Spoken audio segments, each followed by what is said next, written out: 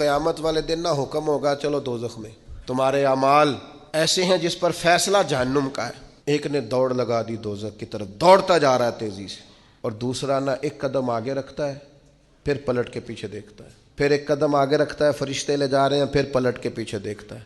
دوزخ کا دروازہ آ گیا، رب کریم کی آواز رحمت آئی، انہیں واپس بلاؤ نا. دونوں کو واپس بلایا. سارا کچھ جاننے والا رب پوچھتا ہے، وہ جو دوڑ کے گیا تھا اسے پوچھتا ہے دوڑ کے کیوں گیا تو؟ وہ کہتا ہے مالک زندگی میں تیری مانی کوئی نہیں، سوچا چلو آج ہی مان لوں.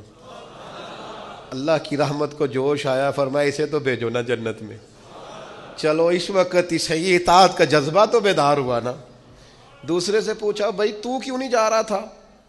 وہ کہنے لگا مالک میری ساری زندگی امید رہی ہے کہ میرے رب نے معاف کر دینا، معافی مل جانی ہے، کرم ہو جانا ہے، فضل ہی ہونا ہے. مالک دوزخ کا دروازہ آ گیا پر میری امید ٹوٹی نہیں، میری قائم رہی.